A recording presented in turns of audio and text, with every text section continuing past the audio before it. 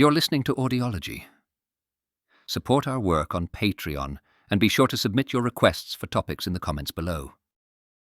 Infantry forces from the British Army, commonly called Redcoats, and at times referred to as Devils by American colonists, had been stationed in Boston since 1768.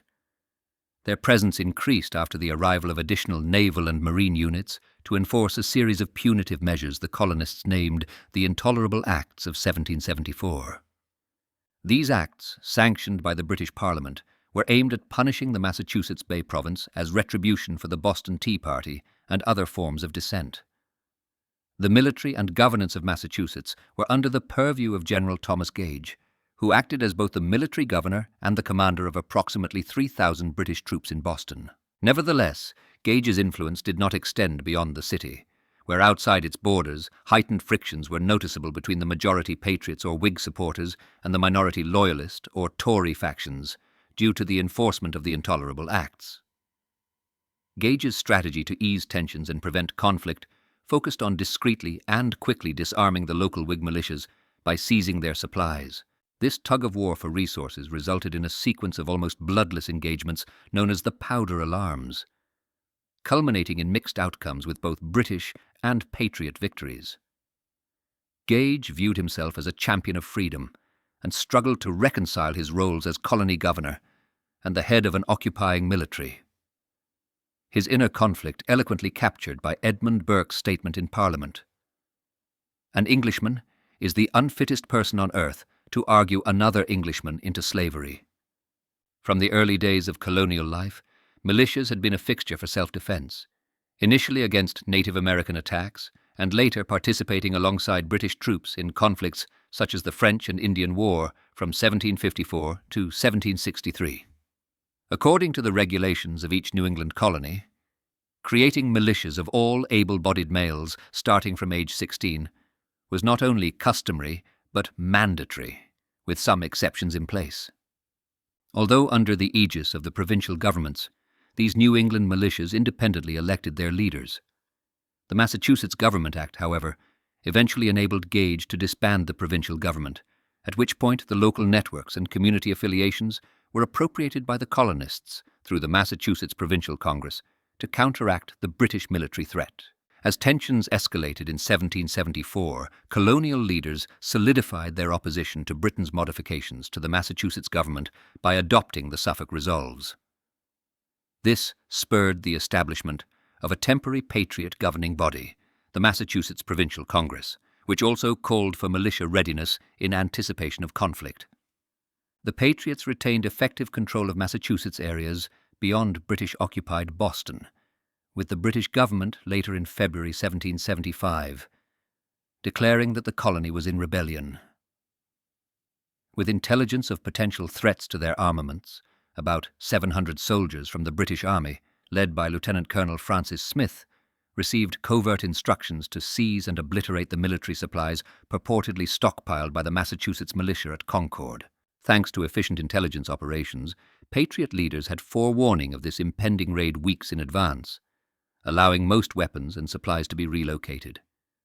Evading British detection, messengers like Paul Revere and Samuel Prescott delivered advance warnings to local militias on the eve of the anticipated clash. The iconic signal using lanterns from Boston's Old North Church, 1 if by land, 2 if by sea, was leveraged to convey the incoming method of the British advance to watchers in Charlestown. In February 1775, the British Parliament informed King George III that the Massachusetts Bay area was actively rebelling against authority. The message emphasized that this rebellion was supported by people in other colonies, negatively affecting British subjects across the empire. Parliament expressed its willingness to listen to legitimate complaints and grant fair concessions if the colonies formally presented their grievances. They also pledged their loyalty to the king, urging him to maintain the supremacy of British law, expressing their readiness to defend the monarchy and Parliament's rights, even if it meant risking their lives and property. Later, in mid-April of the same year, General Thomas Gage, the British governor of Massachusetts, was instructed by Secretary of State William Legge, the Earl of Dartmouth, to disarm the insurgents and incarcerate the leaders of the rebellion. Dartmouth allowed Gage to use his judgment on how to carry out these instructions. Gage's urgency may have been influenced by intelligence from an inside source in the provincial Congress, indicating that while the Congress was hesitant about armed conflict, preparations were underway to potentially raise an army from the New England colonies. On April 18, 1775, Gage sent a mounted patrol into the countryside with express orders to capture any messengers on horseback. This patrol, which operated under unusual methods, such as remaining active after dark and questioning travelers about the whereabouts of Samuel Adams and John Hancock, escalated tensions and inadvertently prepared local militias for conflict. One particular story recounts a farmer named Josiah Nelson, who, in a case of mistaken identity, asked a British patrol about the timing of the regulars' deployment and was allegedly attacked. However, as this tale only surfaced a century later, its accuracy is questionable. On the evening of the same day, Lieutenant Colonel Francis Smith received sealed orders from Gage. These orders, to be read only once Smith's men were in motion, commanded a quiet march to Concord to destroy military supplies stored there. Gage strictly advised against any looting or property damage during the operation. In a cautious move, Gage chose not to issue direct orders to arrest the rebellion's leaders in writing, as he was concerned it might incite a widespread revolt. On March 30th, 1775, the Massachusetts Provincial Congress determined that if British General Gage's troops, consisting of at least 500 soldiers, were to march from Boston with artillery and supplies, such an action should be regarded as an aggressive attempt to enforce the controversial parliamentary acts by force. In response to these acts, the Continental Congress had previously resolved that any such attempt should be resisted. Consequently, the resolution set forth the necessity for the local military to ready themselves and create an army that would, as long as reasonably and safely possible, adopt a posture of defense. By April 8th, nearly all the leaders of the resistance had left Boston, except for Paul Revere and Joseph Warren. They had already been informed about secret orders given to General Gage from London, information they had received even before Gage himself. Two notable figures, Adams and Hancock, had fled to the residence of Hancock's relative, Jonas Clark, feeling they would be less vulnerable to arrest there. Meanwhile, the Massachusetts militias were stockpiling weapons and supplies in various locations, including Concord and as far away as Worcester. An expedition from Boston towards these caches was anticipated, particularly after British forces stirred local concern with a move towards Watertown on March 30th. It was reported in the Pennsylvania Journal from Philadelphia that people suspected these forces were heading towards Concord, where the Provincial Congress was meeting at the time, and where arms and provisions were stored. Additionally, the paper mentioned that another British sortie was expected soon. On the night of April 18th, Paul Revere embarked on his historic midnight ride to Concord to alert the residents of a potential British expedition. However, it was Samuel Prescott who completed the ride. In response to Prescott's warnings, local populations moved quickly to disperse their supplies to various locations. Despite General Gage's secretive measures, the local colonists knew beforehand that April 19th was the planned date for the British operation. One theory suggests that this crucial piece of intelligence came from Margaret Gage, the general's wife, who was thought to be sympathetic to the colonists due to her New Jersey origins and her friendly relationship with Warren. Between 9 and 10 p.m. on April 18th, 1775, Joseph Warren informed Revere and William Dawes of the imminent departure of British troops from Boston towards Cambridge and then on to Lexington and Concord. Warren's intelligence pointed to the likelihood that the British aimed to capture Adams and Hancock.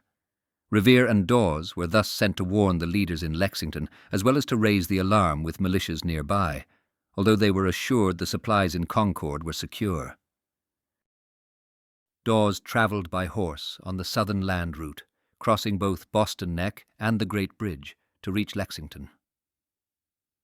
Revere coordinated a signal system consisting of lanterns in the steeple of Boston's Old North Church to alert the Patriots in Charlestown.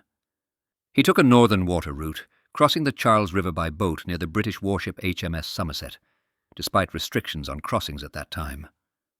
He managed to land in Charlestown and continued his journey on horseback toward Lexington, alerting residents along the way. From Charlestown, more messengers were sent to further spread the word. Revere Dawes, along with patriots Hancock and Adams, convened in Lexington with local militia members to make sense of the unfolding events. They deduced that the British forces' objective was likely Concord, rather than the arrest of just Hancock and Adams due to the size of the troops. Consequently, messengers were dispatched from Lexington to other towns. Revere, Dawes, and a new companion, Samuel Prescott, then proceeded towards Concord. However, their journey was disrupted in Lincoln by a British patrol commanded by Major Mitchell. Revere was detained, Dawes lost control of his horse, and only Prescott was able to carry on to Concord. Concord sent out additional riders upon receiving the news. The signal that Revere had initiated in Boston activated a sophisticated alarm and muster network, which had been refined after its ineffective response during the powder alarm. This network, which dated back to colonial times and had fallen out of regular use after the French and Indian War, utilized various methods such as express riders, bells, drums, alarm guns, bonfires, and trumpet calls to rapidly communicate across towns. This intricate system enabled the mobilization of militias throughout eastern Massachusetts, as far as 25 miles from Boston, who were informed about the British troops' movements almost in real time, while the soldiers were still mobilizing in Cambridge. The advanced warning provided by this communication network was instrumental in allowing the colonial forces to amass in sufficient numbers, enabling them to inflict substantial casualties upon the British troops later that day. Adams and Hancock were ultimately moved further away to safer locations, first to what is now known as Burlington, and later to Billerica. In the evening, General Gage convened a meeting at Province House with his top officers, sharing that Lord Dartmouth had sent directives demanding action against the American colonists. Lieutenant Colonel Smith received the assignment to lead the operation, with Major John Pitcairn as his second in command. After the meeting, which wrapped up around 8:30 p.m., Earl Percy socialized with Boston Commons locals and learned of the colonials' knowledge about British plans targeting the weapons at Concord after a revelatory conversation. Despite General Gage's subsequent attempt to contain the information by ordering a block on messengers exiting Boston, his efforts were futile in stopping Dawes and Revere from departing with the news. Approximately 700 British soldiers, sourced from most of Gage's regiments, were mobilized for the mission, with grenadiers and light infantry comprising the forces. These troops, from various regiments and a battalion of Marines, had officers hastily assigned to them, leading to issues with command familiarity. Preparations for departure began at 9 p.m. on April 18th, with the troops gathering by the water at Boston Common. Due to disorganized boat loading and Colonel Smith's delayed arrival, the launch into Cambridge's Phipps Farm was chaotic, with troops wading through high water just before midnight.